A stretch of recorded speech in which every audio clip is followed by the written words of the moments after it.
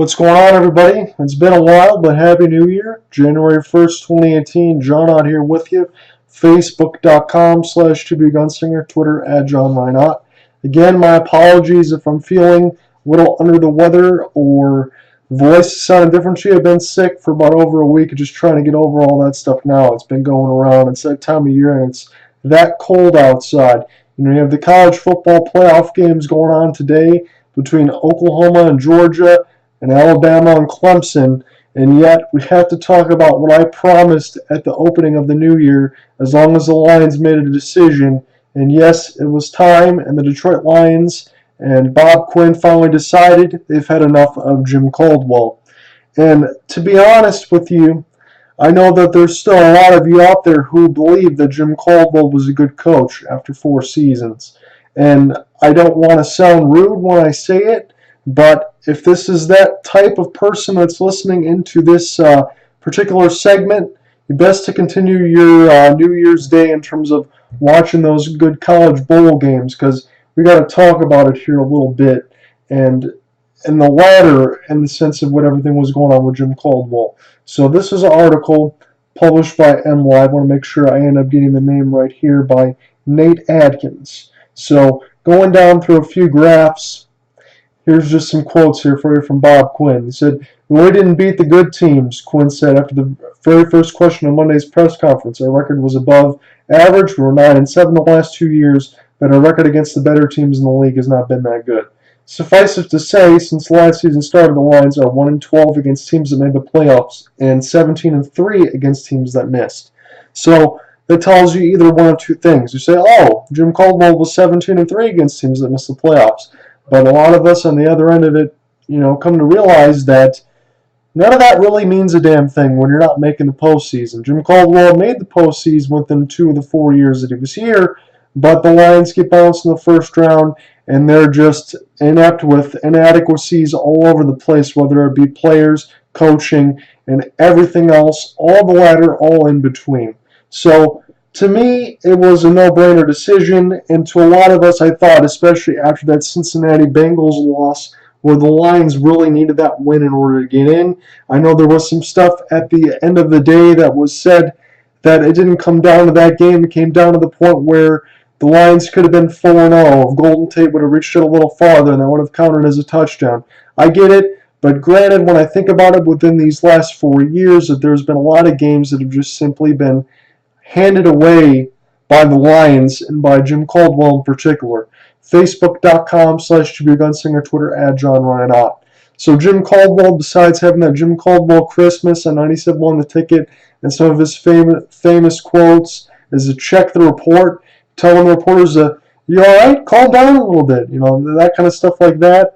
You have Jim Caldwell, especially this year. I'm not talking about years prior with Aaron Rodgers in the pass back and forth kind of thing, not thinking that Aaron Rodgers could throw a 60-yard pass in for a touchdown.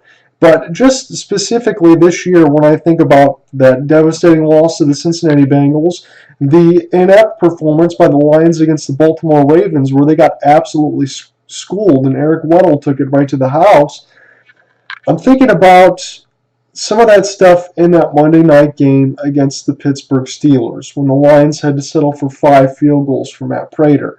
And if Matt Prater wasn't there, suffice it to say the Lions might not have any points in that game. But it wasn't just 15 points. It wasn't just only getting field goals, and it wasn't just the fact that even Jim Caldwell and Matt Stafford couldn't save their own lives in that game, or Jim Bob Cooter, an offensive coordinator, trying to get an offensive game plan going. But it was the 9 men on the field by Jim Caldwell, and something that I had never seen before come to rear its ugly head for the Lions. And it's just his complete ineptitude in that game, whether it would just be, should I take the points? Should I not take the points? Should I go for it on 4th down? Should I not go for it on 4th down? Every single time in that game in particular, he made the wrong decision, and the Lions were direct from benefiting because of him. It was just a complete debacle and a disaster. And trust me, I would be remiss if I didn't talk about Bob Quinn and Tease Tabor and some of that stuff that didn't work out in the second year.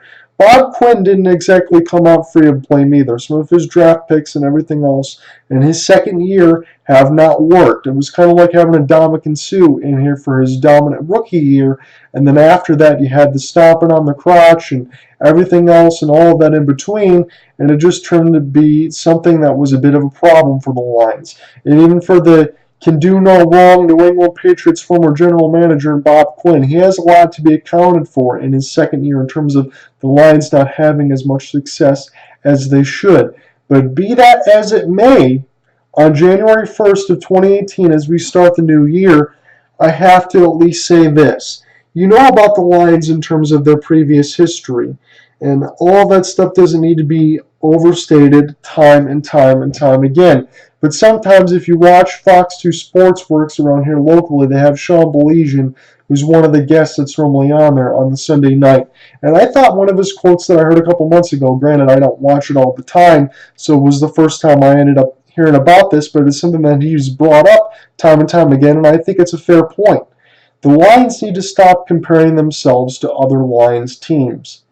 I always tend to think of that as a true statement. That's something that the Lions always do. You talk about Wayne Fontes, and now you talk about Jim Caldwell as being the winningest coach in Lions history. But what exactly does that mean? What does that mean for the team going forward, and how have they benefited from having Jim Caldwell be the winningest coach in Lions history? As far as I see it, I still see first-round playoff exits. I still see teams that are very ill-prepared to go up against the opponents that they're supposed to. I see the Lions team, and I know that there's a lot of blame here on Matthew Stafford and everything else of not getting wins against winning teams, playoff teams like that. Hell, you could throw that in with Calvin Johnson and Ndamukong Suh while that big three was here. All that stuff is apropos. But this Lions team, with Bob Quinn, with this coaching staff, they cannot be ill-prepared to play these games. This was a Lions team that was supposed to have everything under wraps. And because of that, Aaron Rodgers goes out in the middle of the season, and it seems to be in the Lions' hands. They already have a victory against Minnesota on the road in their back pocket and 2 wins upcoming at that time against the Chicago Bears. It just seemed to fall into place. But yet, when they got lambasted by Carolina, when they didn't know what they were doing against Pittsburgh, yeah, you might have said they got screwed in that 4th game against the Atlanta Falcons, but that's the only kind of grievance I can say I can throw that at you. Well, I'll give you that as a free pass, but everything else, in terms of the Bengals game that you absolutely had to win when the Bengals were a complete dumpster fire and were playing for nothing on the season, the Lions were ill-prepared and lost. It was one of those games, especially, too, earlier throughout the year, around the Thanksgiving time, that the Lions were supposed to be taking on Tampa Bay after taking out Minnesota. And, well, not taking on Minnesota, but losing at Ford Field. They were facing Tampa Bay the following game, and they almost blew a 14-point lead. And just some complete stupid penalties and wrong coaching and not challenging plays. Especially you think about the week before around the Christmas time where the Lions should have challenged that play against the Cincinnati Bengals because they had nothing else to lose because that wasn't their entire season to play for. But be that as it may, Jim Caldwell is gone. And whether you're a student of history between the 1940s and the 1950s, and God bless you if you are, if you've seen those good Lion teams, because 99.9% of us after that have not. You know, there's been some good Lions players, some Hall of Fame players around these parts. You can probably throw Matthew Stafford in that mix if you want to talk about it that way. And you might even mention that Ndamukong Suh was a great player within the recent history. But when you have Matthew Stafford and Calvin Johnson, you got 2 Hall of Famers right there. You have Barry Sanders, Herman Moore, Chris Spielman. Lomas Brown was a great player. You had Night Train Lane. A lot of these other guys that come around through the lines, you have some Hall of Fame players there, but not any success. But in terms of one day, in terms of what everything should be going forward, the Lions today have made the correct decision, as Bob Quinn has, in letting go of Jim Caldwell. Meanwhile, they're going to have to reshuffle the deck chairs that are going on there with the Lions as far as the rest of the organization and the other coaches that are in there. But Terrell Austin, your defensive coordinator, probably one of those guys that you would want to stay here. And at times it seems like the Lions defense had fallen apart as this season had gone along, but I still think he's one of those pieces that you'd probably want to keep around. Maybe a new offensive coordinator in Jim Bob Cooter. You can say maybe that Matthew Stafford has grown under him within the last few years, but it certainly seems like play calling and everything else is at a minimum with him there. But what do you think? Facebook.com/GBUGunslinger, Twitter @JohnRyanOtt. Is this finally a day of rejoicing in Detroit as Jim Caldwell has been let go? I want to lead you with a closing thought of mine, and then we're going to get into another segment. This is going to be a two-parter, part of a New Year's resolution and a quick story that I have to share for you as well. But as far as the Lions, and as far as my whole life, like I said, I know I'm not the biggest football fan in the world. So some of this stuff you take what I can say with a grain of salt. But throughout my entire life, when you've had the Lions, the Red Wings, the Pistons, and the Tigers, at some point in time, I think times are dark right now with the Red Wings and Tigers, and the Pistons kind of seem to be like the one shining hope, if you call it that at this point. But there's been times in my life where there's been first-class organizations within these four pro Detroit sports teams and second-class organizations. But something that could never be questioned was the Lions were always a second-class organization, and they still remain to be so at this moment. But it's times like this, when you think about finally getting the coaching ineptability out of Detroit and finally getting something else, maybe getting a game plan and everything else situated, that you're allowed to have hope for tonight. And even so, I want to throw this in right now, even though the Red Wings have not been for a long time, the Red Wings right now are treating themselves as a second-class organization. Not as far as the banners and everything else that are up in there, but all just the horrible contracts that are put in place. And hell, you can even throw the Pistons in that in regard with this keeping Andre Drummond and some of these other pieces like that, although he's played better this year. There's been times, and right now the Tigers are at that time, but the Tigers were a first-class organization. But to my point, the Lions have never been a first-class organization, and they will never be a first-class organization until you have days like this, and then you couple them by going forward, by getting a clear game plan together as far as what you want your coaching staff to be, as far as what you've already set your contract situation on. You know you're going to have to deal with Matthew Stafford for future and years to come. Everybody says he's the best Detroit quarterback in Lions history. What does that really mean? That's another one of those things that you always have to throw out there. What does that really mean to you? But he's here for the long haul.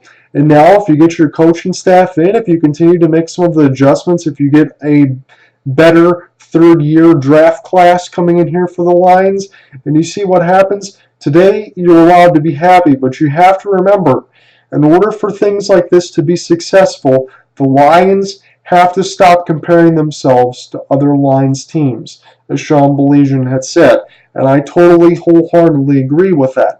And I hope today can be a day of celebration as we bring in the new year. But everything else remains to be seen. Because if you're an avid Call of Duty player, the one infinite ammunition that you're always given in that gun is SOL. Same old Lions will never die until there's finally a rampant idea, something that takes place that shakes the boundaries. Not talking about getting in the playoffs, but talking about getting a playoff win. Leading a cementing legacy, leading some kind of change. Until that happens, the Lions will always be a second-class organization. Will Bob Quinn be the one to lead them there? I'm not sure. His second year wasn't that great, but starting his third year and starting the new year, he has gotten rid of Jim Caldwell, and he's going to be reshuffling the deck chairs. Hopefully, that can be a prelude and everything else, optimism. I'll be right back as we continue Sports Sanity. I got a quick story for you. Stay tuned.